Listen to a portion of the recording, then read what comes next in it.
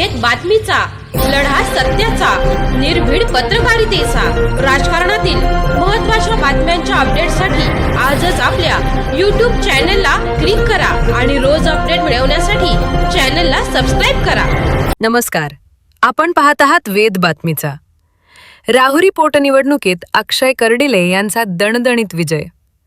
राहुरी विधानसभा पोटनिवडणुकीचा अंतिम निकाल जाहीर झाला असून भाजप तसेच महायुतीचे उमेदवार अक्षय कर्डिले यांनी प्रचंड मताधिक्यानं विजय मिळवला आहे. कर्डिले यांनी आपल्या प्रतिस्पर्धी उमेदवारांवर मोठी आघाडी घेत 1,12,587 मतांनी विजय संपादन केला.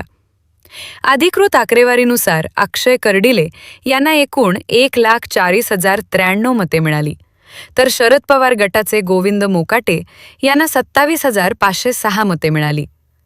वंचित बहुजन आघाडीचे संतोष चोळके यांना 5,690 मते, रावसाहेब खेवरे यांना 7,299, महेश हापसे यांना 2,051, सुरेश लांबे यांना 1,368, तर अथर्व म्हसे यांना 1,148 मते मिळाली.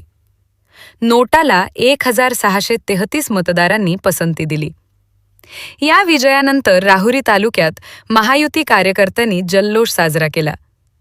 निवडणूक निर्णय अधिकारी अनुपसिंह यादव यांच्या हस्ते अक्षय कर्डिले यांना विजयी प्रमाणपत्र प्रदान करण्यात आले. यावेळी पालकमंत्री राधाकृष्ण विखे पाटील, आमदार संग्राम जगताप व भाजप पदाधिकारी मोठ्या संख्येने उपस्थित होते. वेद बातमीचासाठी राजेंद्र उंडे, राहुरी. आदरणीय आमदार शिवाजीराव कर्डिले साहेब यांना मी हा विजय पूर्णपणे समर्पित करतो की आज जे काही होतंय, घडतंय आणि झालंय ते सगळं कर्डिले साहेबांमुळे झालेलं आहे. कारण की त्यांनी त्यांचं संपूर्ण आयुष्य राजकीय क्षेत्रामध्ये ज्या दिवशी पाऊल ठेवला तेव्हापासून तर शेवटचा श्वास हा त्यांनी जनतेसाठीच घेतला. त्यांनी त्यांचं पूर्ण आयुष्य ते जनतेच्या सेवामध्ये घालवलं. त्यांनी स्वतःची कधी काळजी केली नाही, तब्येतीची स्वतःच्या कधी काळजी नाही केली. आयुष्य त्यांचं शेवटपर्यंत जनतेसाठीच गेलं आहे. म्हणून आज जनतेवरती साहेबांचा फार जीव होता. जनतेला सोडून साहेबांना करमत नसायचं. आजपर्यंत त्यांची आयुष्यात आपण बघतो की त्यांनी जनतेला सोडून कधीच काही केलेलं नाही.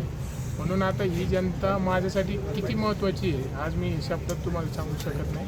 म्हणून माझा एकच ध्येय की शेवटचा श्वास मी देखील जनतेसाठीच घेणार आणि ह्या जनतेने ज्या मला 6 महिन्यापासून जे प्रेम दिलं, आधार दिला आहे, मला माझ्या परिवाराला सर्वांना जे दिलं आहे ते मात्र मी माझ्या आयुष्यात अनेक प्रसंग माझ्यावरती येतील, पण हा प्रसंग मात्र मी कधी विसरू शकत नाही. ज्यांनी ह्या काळामध्ये मला साथ दिलेली त्यांना मात्र मी कधीच एकटं सोडणार नाही.